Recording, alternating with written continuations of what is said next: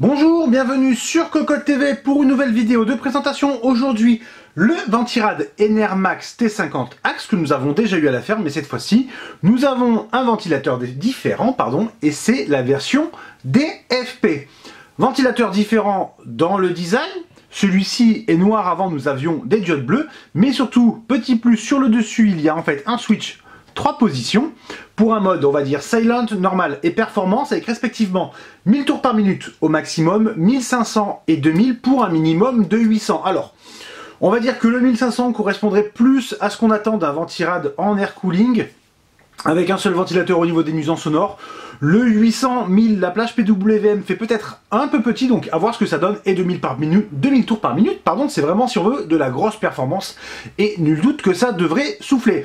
Comme la première version que nous avons reçue, le Ventirad est entièrement noir, c'est très propre, avec une base excentrée. Nous avons 5 caloducs de 6 mm en direct touch, bien entendu chez Enermax, et à l'arrière nous avons un air guide qui tourne, et en fait ça va permettre d'ajuster légèrement le flux d'air pour l'orienter un peu plus vers la sortie à l'arrière du boîtier.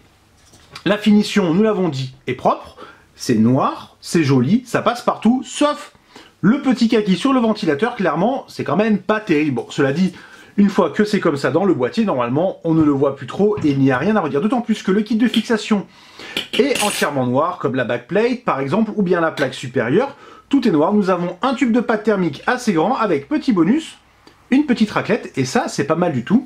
Côté tarif, nous sommes à 50-55 € à peu près, soit quelques euros de moins que par rapport à la version bleue, moins de diodes, alors des vitesses différentes, bien entendu, donc chacun fera en fonction de ses besoins. Et pour le test, on va s'en occuper bien entendu sur le 980X avec un overclocking peut-être modéré. On va voir à fond si à 2000 tours par minute ça fonctionne. Alors bien entendu, à 1000 tours, on n'attend pas grand chose avec un overclocking, mais qui sait, peut-être que ça peut fonctionner plutôt bien.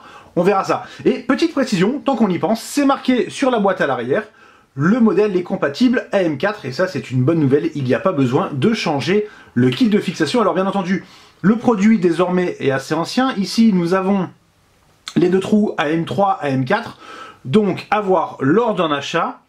On fasse bien attention, si on a de la M4, que le produit qui est en vente soit une dernière version et pas une précédente qui n'est pas compatible à M4. Dans ce cas, il faudrait demander le kit de fixation et Enermax. Bref, c'est une petite perte de temps, ce serait dommage sur l'installation d'une nouvelle configuration. Bref, le test très bientôt. En attendant, on vous souhaite une excellente fin de journée à tous.